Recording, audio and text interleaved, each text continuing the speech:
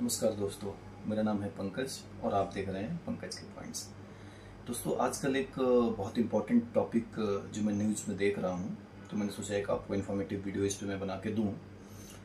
मसालों में जो कॉन्टेमिनेशन है, जैसे MDH मसाले और एवरेस्ट मसालों पे बैन किया गया है, तो भारत में भी काफ़ी इस पे चर्चा हो रही है, मेरे घर में भी हो रही है इवन, कि मसाले सेफ़ हैं कि नहीं हैं, क्यों ये जो पाया गया है उसमें ETO जिसको कहते हैं, इथाइलिन ऑक्साइड, उससे क्या हार्म है, कार्सिनोजेनिक है, यूज करना चाहिए कि नहीं, क्योंकि मसाला एक ऐसा है जो इंटीग्रल पार्ट है हमारे किचन का।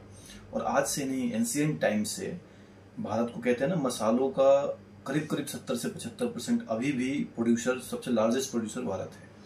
और एंशिएंट टाइम से ही हमारे यहाँ जो काली मिर्च होती थी, केरला से ओरिजिनेट हुआ था, मालाबार जो कोझिकोड एरिया है, उसको मसालों का शहर कहते हैं।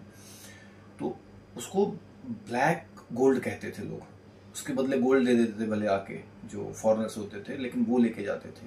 उसको किंग ऑफ स्पाइसेस कहते हैं, मसालों का राजा। ऐसे ही इलायची को मसालों की रानी कहते हैं। इनको मिला के गरम मसाला बनता है, जो कि उसके बिना हम रह नहीं सकते, हर व्यंजन में डलता है। और मसालों के किंग भारत में अपने धर्मपाल गुलाटी जी, जिनकी कंपनी है MDH, आपने सुना ही होगा ऐड, असली मसाले सच सच, MDH।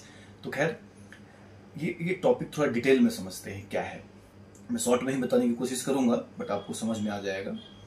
एक्चुअली क्या है कि मसालों को एक्सपोर्ट किया जाता है बाहर, पूरे दुनिया में भारत के मसाले एक्सपोर्ट किए जाते हैं, खास करके गल्फ कंट्रीज में, चाइना में, USA में, UK में, यूरोपियन यूनियंस में एक्सपोर्ट किया जाता है, क्योंकि भारत में मसाला सबसे ज़्यादा हो जाता है। तो एक्सपोर्ट करने के लिए एक लिमिट होगा, टाइम ड्यूरेशन होगा, कितने दिन तक रहेगा, फिर बाद में यूज करना है। तो उसमें पेस्टिसाइड्स वगैरह को कम करने के लिए, हार्म को कम करने के लिए स्टरलाइजेशन किया जाता है। जैसे आपने एक न्यूज सुना होगा कुछ दिन पहले, USA में एवरेस्ट या किसके मसालों में E. कोली और साल्मोनेला माइक्रोब्स पाए गए थे। तो उन्हीं को मारने के लिए जनरली क्या करते हैं लोग कि ETO यूज करते हैं, इथाइलिन ऑक्साइड यूज करते हैं। तो अब उसका भी मात्रा उससे ज्यादा, कहीं इथाइलिन ऑक्साइड गैस होता है जिससे कि उसको एक तरह से किल किया जाता है, वो सेफ हो जाए मसाले।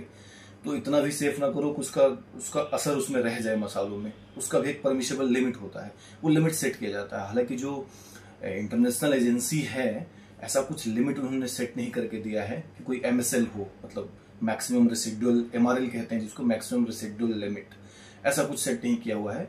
भारत की एक एजेंसी है जिन्होंने कुछ मसालों पे एक्सपोर्ट रिलेटेड वो देते हैं, जो कि भाई इतने से ज्यादा नहीं होना चाहिए लिमिट, तो वो लोग देते हैं कि 0.01 या 0.1 से ज्यादा नहीं होना चाहिए। कुछ जो केमिकल्स होते हैं जिनका कंटामिनेशन वो लिस्टेड ही नहीं है, जैसे कुछ केमिकल्स लिस्टेड नहीं है, तो उनमें परमिसेबल लिमिट क्या होना चाहिए, 0 होना चाहिए, वो पाया ही नहीं जाना चाहिए जो लिस्टेड नहीं है। लिस्टेड है जो सो एंड सो सारी चीजें लिस्टेड हैं, तो उनका एक लिमिट सेट किया जाता है। तो जो लिस्टेड नहीं है उनका तो कोई लिमिट ही नहीं है, तो ऐसा नहीं कि उस पर एप्लीकेबल ही नहीं होता है।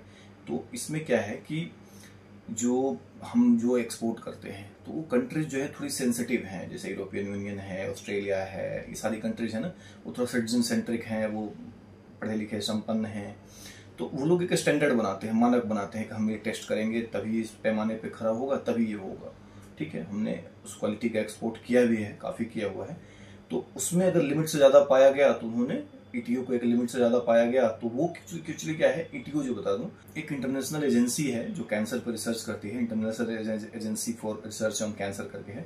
उन्होंने इसको ग्रुप 1 में रखा है, मतलब ये इनफ एविडेंस है कि ये कैंसर कर सकता है, इसलिए इसको रिस्क में रखा जाता है। इसलिए कंट्रीज रिस्क नहीं लेंगी। अभी हांगकांग ने, सिंगापुर ने, उसके बाद मालदीव ने, कई कंट्रीज ने, ऑस्ट्रेलिया और USA उसको स्टडी कर रहे हैं कि भाई ये अगर ऐसा है तो हम भी बैन कर देंगे MDH को और एवरेस्ट को। कुछ सांभर मसाला, कड़ी मसाला, ये सब में पाया गया है। अगर ये सच है तो आई थिंक डिटेल्ड रिपोर्ट भी उनको देना चाहिए, जो कि एक डाउट पैदा करता है मेरे हिसाब से।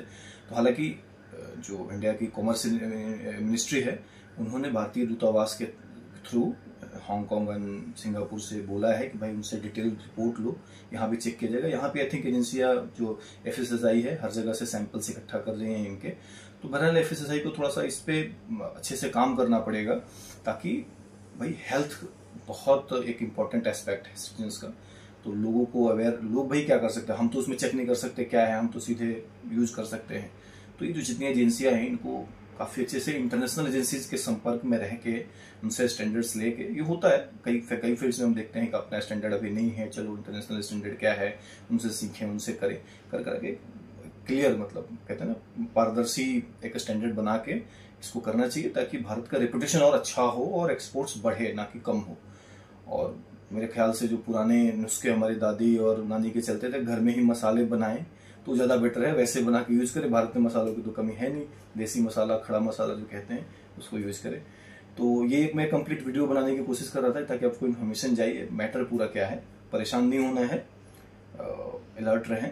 और नमस्कार, मिलते हैं अगले वीडियो।